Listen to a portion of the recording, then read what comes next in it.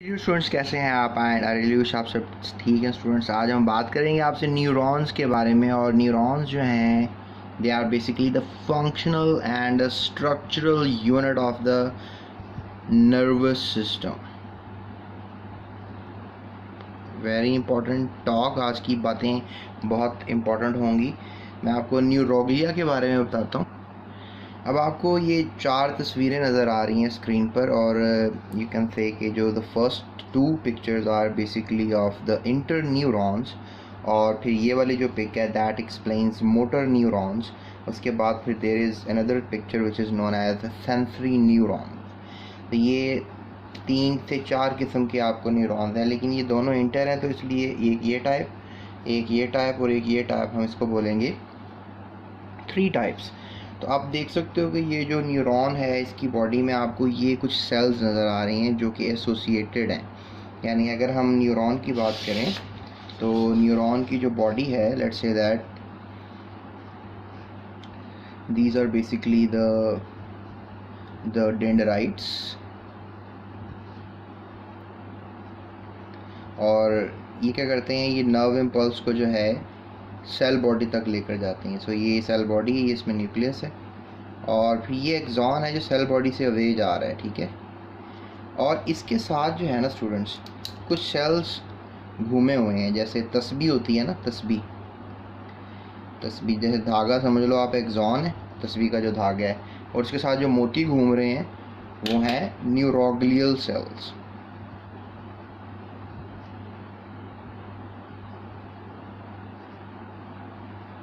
अब ये जो न्यूरोग्लियल सेल्स हैं, स्पेशली जो ये जो मैं बना रहा हूँ न्यूरॉन, लेट्स से दैट कि ये मैं मोटर न्यूरॉन बना रहा हूँ, तो ये जो हमारे पास कह लो आपके जो मोटर न्यूरॉन्स हैं, उनके साथ एक हेल्पिंग सेल्स हैं। They provide some kind of feeding and they really help motor neurons.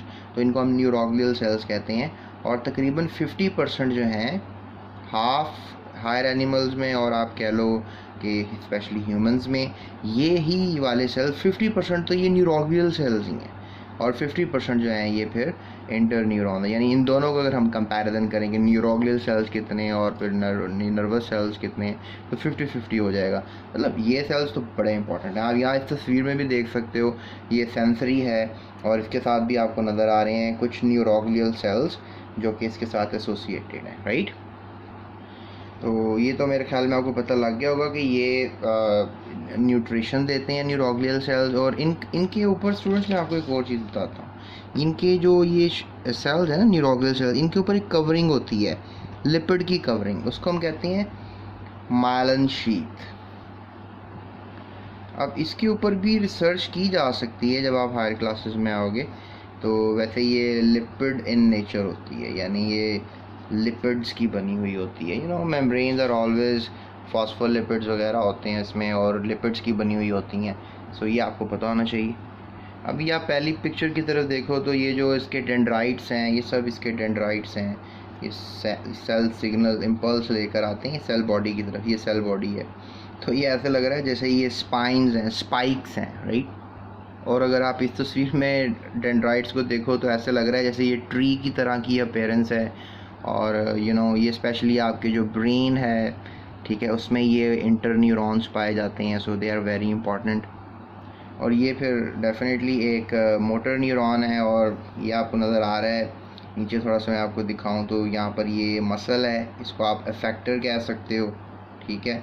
और ये अफेक्टर के ऊपर जो है कह लें कि अफेक्ट करता है। और यहाँ पर मसल सेल कह लो, और ये जो एक्सॉन्स हैं, इनके दरमियान एक साइनैप्स होती है, इसे हम कह सकते हैं न्यूरोमस्कुलर जंक्शन, यानी न्यूरॉन और मसल के दरमियान एक जंक्शन है। और ये इनका काम, काफ़ी इलोंगेटेड सेल्स आप देख सकते हो, काफ़ी लंबूतरे से होते हैं। ये तो आपको कंपैरेटिवली दिखाया जा रहा है यहाँ पर कि ये दोनों साइज सेम है, लेकिन ये इनका एक्सॉन और भी बहुत बड़ा हो सकता है। सो दे आर वेरी इलोंगेटेड। तो ये चीज़ आपको पता होनी चाहिए। अब ये जो मैंने जैसे पहले भी बताया कि इनमें मायलिन शीथ और श्वान सेल्स भी कहते हैं, न्यूरोग्लियल सेल्स को आप श्वान सेल का नाम दे दोगे तो इनमें ये जो गैप होता है, ये छोटा सा, मतलब जिस तरह आप मोती के 2 दाने देखते हैं ना तस्वीर में, उनके दरमियान एक छोटा सा गैप आ जाता है, जब उसको नोड कहते हैं, राइट। तो इसके अंदर फिर एक्सॉन है, मतलब एक जो धागा है वो एक्सॉन है। सो इसमें क्या होता है कि ये ज़रूरी नहीं होता कि मोटर न्यूरॉन्स में आपको हर बार ही ये श्वान सेल या न्यूरोग्लियल सेल्स नज़र आएँ, ये ज़रूरी नहीं होता, हर बार ये ज़रूरी नहीं है। There are certain motor neurons जिनके साथ ये न्यूरोग्लियल सेल्स की एसोसिएशन नहीं होती। तो आप कह लो कि ये जो न्यूरोग्लियल सेल्स होते हैं, मैंने आपको पहले भी बताया, न्यूट्रिशन का काम करते हैं, और जंपिंग इम्पल्सेस, उन्हें हम सॉल्टेटरी इम्पल्सेस कहते हैं, राइट। याद रखिएगा ये लफ्ज़, सॉल्टेटरी इम्पल्सेस। तो ये जो सॉल्टेटरी इम्पल्सेस होती हैं ये जंपिंग होती हैं, यानी यहाँ से जंप करके इस नोड पे आ गई, यहाँ से जंप करके इस नोड पे आ गई, स्ट्रेट नहीं जाएगी। जिस तरह यहाँ डेंड्राइट से स्ट्रेट जा रही है ना इम्पल्स, और फिर डेफिनेटली सेल बॉडी से मूव होते हुए it will come towards the Schwann cell यानी न्यूरोग्लियल सेल्स। लेकिन ये जंप कर करके अगर जा रही है तो इनको हम सॉल्टेटरी इम्पल्सेस का जो है वो नाम दे देते हैं। तो ये बात काफ़ी इंपॉर्टेंट है, आपको पता होनी चाहिए। अच्छा, एक चीज़ मैं आपको और इस डायग्राम में बताता हूँ। ये सेल बॉडी है, जिस तरह आपको नज़र आ रही है, ये सेल बॉडी है। इसमें आपको सेल बॉडी में छोटे छोटे से जो है ना ग्रेन्यूल्स नज़र आ रहे हैं, और डेंड्राइट्स में भी आपको थोड़े बहुत नज़र आ सकते हैं, ये ठीक है। लेकिन आप याद रखना एक्सॉन्स में ये नहीं होते हैं। तो ग्रेन्यूल्स, ये छोटे छोटे दाने नुमा, इसके ऊपर मैं आगे जाके बात करूँगा। तो ये जो ग्रेन्यूल्स हैं ये मौजूद होते हैं। तो you should have this thing in your mind, ये आपके दिमाग में होना चाहिए कि ये ग्रेन्यूलर स्ट्रक्चर सेल बॉडी में जो है ये हमेशा आपको नज़र आएगा, ठीक है। स्टूडेंट्स, अगर हम ये सेंसरी न्यूरॉन की बात करें तो इसका स्ट्रक्चर काफ़ी आपको अजीब सा नज़र आ रहा होगा।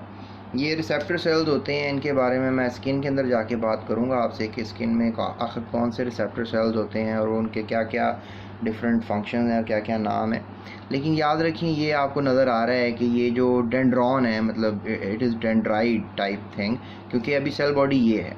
तो सेल बॉडी की तरफ जा रहे हैं आप, और ये रिसेप्टर सेल्स हैं, कह लें आप। Told you about different receptors. मैंने आपको डिफरेंट रिसेप्टर्स का जो है बताया था पिछले टॉपिक में, जिनमें कीमो रिसेप्टर्स हैं, फिर there are some mechanoreceptors, then there are photoreceptors, thermoreceptors, nociceptors। इन रिसेप्टर्स पे हम डिटेल में प्रीवियस टॉपिक पे थोड़ी सी बात कर भी चुके हैं आपसे। तो ये मैं आपको कहना चाह रहा हूँ कि जो सेल बॉडी है, इससे पहले सारे डेंड्राइट्स हैं, और इनका कुछ ऐसा एसोसिएशन है। और फिर जो अगला हिस्सा आपको नज़र आ रहा है, ये अगला हिस्सा चला जाएगा आपके ब्रेन के स्पाइनल कॉर्ड के पास। तो यहाँ से लेकर यहाँ तक आप समझ लें कि ये आपका हिस्सा जो है सेंसरी न्यूरॉन का, ये आपके स्पाइनल कॉर्ड तक जाएगा, यानी it is going to elongate itself towards spinal cord. और कभी कभी कुछ जो सेंसरी न्यूरॉन्स होते हैं वो एसोसिएटेड होते हैं आपके, कह लें आपका जो ब्रेन है उसके साथ डायरेक्ट एसोसिएट होते हैं। ये ज़रूरी नहीं है कि हर कोई सेंसरी न्यूरॉन स्पाइनल कॉर्ड को इन्फॉर्मेशन दे। समटाइम्स ये इन्फॉर्मेशन जो है वो ब्रेन को भी दी जा सकती है। और वैसे आपको ये सारा लग रहा होगा कि ये एक्सॉन है, बट ये मिसकॉन्सेप्ट होगा आपको अगर आप ये समझेंगे। So that is dendron and this is the part which could be called as axon. Cell body से हमेशा जो अवे जाने वाला हिस्सा होगा उसी को आप एक्सॉन का नाम दे सकते हो। और आप सोच रहे होगे कि मतलब इन सब को तो हम डेंड्राइट्स कह रहे हैं और फिर यहाँ डेंड्रॉन का लफ्ज़ क्यों है। तो याद रखो, जब ट्रू डेंड्राइट्स नहीं होते तो फिर डेंड्रॉन होता है। तो ये बात काबिल गौर है। तो डेंड्रॉन जो है, जब ट्रू डेंड्राइट्स नहीं होंगे तो फिर आप क्या लफ्ज़ यूज़ करोगे, डेंड्रॉन। मतलब ट्रू डेंड्राइट्स ना होने की वजह से we are using a word dendron, और ये भी इम्पल्सिस कंडक्ट करने का काम करता है। अब एक चीज़ मैं आपको और बताऊं कि अगर एक ही एक फाइबर कह लें आप, नर्व इम्पल्स लेकर आ रहा है सेल बॉडी की तरफ, तो तब हम इसको डेंड्रॉन बोल देंगे।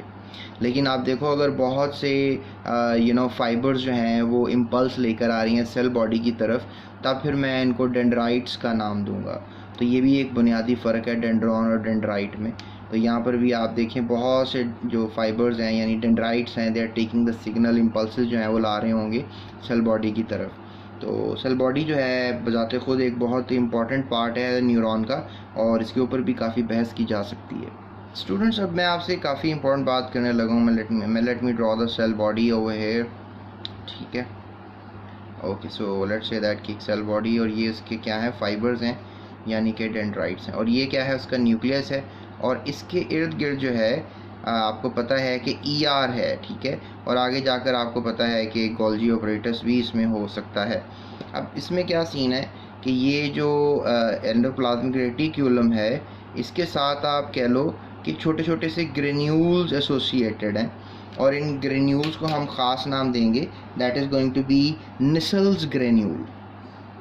निसल साइंसदान है जिसने इनको डिस्कवर किया था, निसल्स ग्रेन्यूल्स। और ये क्या है ग्रेन्यूल्स? मतलब ये आपको पता ही है कि ये राइबोसोम्स हैं, ठीक है, ये राइबोसोम्स हैं जो एसोसिएटेड हैं, यानी कि जो जुड़े हुए हैं किसके साथ? ER के साथ। और ER को जब जुड़ गए हैं राइबोसोम्स ER के साथ, तो इसको क्या बना दिया है? RER, यानी रफ एंडोप्लाज्मिक रेटिक्यूलम। और अगर इस लेवल पे आपको ER का नहीं पता तो आपकी बायोलॉजी बहुत स्ट्रॉन्ग है इट्स ऑर्डिनरी स्ट्रॉन्ग है, लिहाजा ER का आपको पता होना चाहिए, that is endoplasmic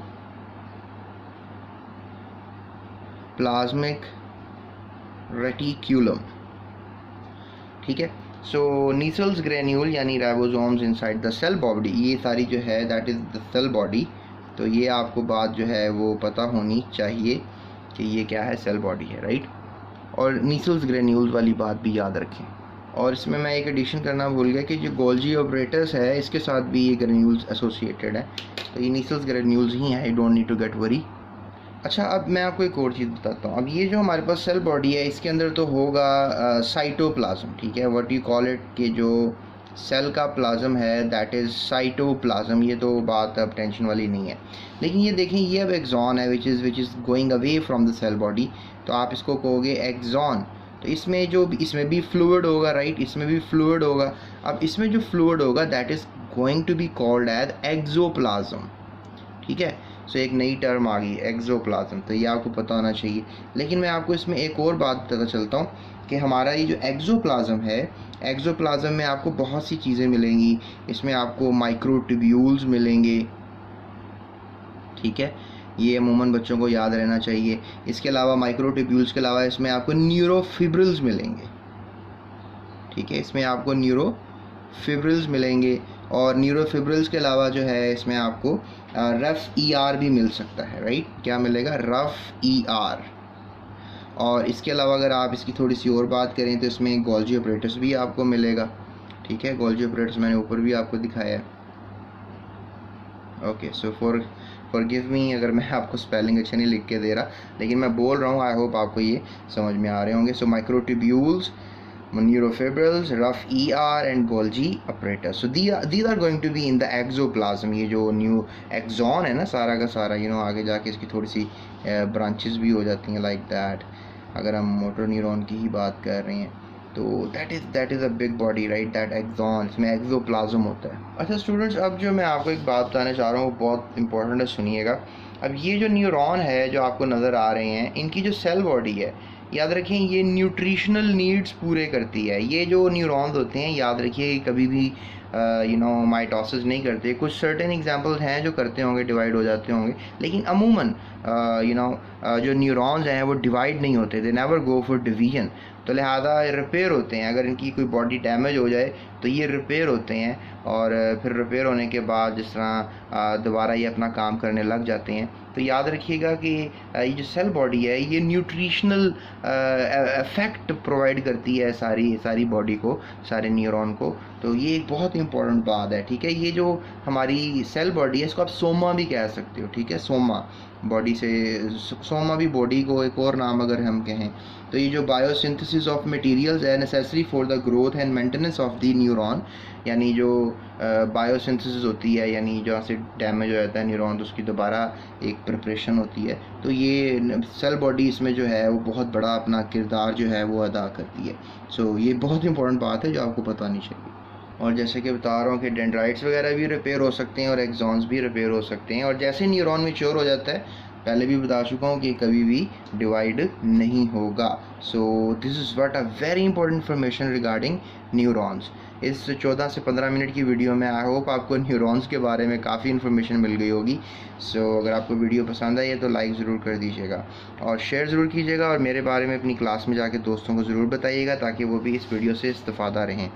students channel को सब्सक्राइब कर लें। इसके अलावा मज़ीद वीडियोस देखनी है तो आप चैनल की प्लेलिस्ट में चले जाएं। चैनल की प्लेलिस्ट में आपको पूरे चैप्टर्स मिलेंगे बायो कैम से भरे हुए, और अपने चैप्टर को ढूंढें। साथ एंड पे मैंने लिखा होता है, जैसे ये चैप्टर है कोऑर्डिनेशन एंड कंट्रोल, और आखिर में मैंने ब्रैकेट में लिखा हुआ है 12, यानी ये जो चैप्टर का नाम है, और साथ अगर 12 लिखा हुआ है तो यानी ये आपकी क्लास है। अगर 9 लिखा हुआ है तो 9 क्लास के बच्चे देख सकते हैं वो चैप्टर्स को।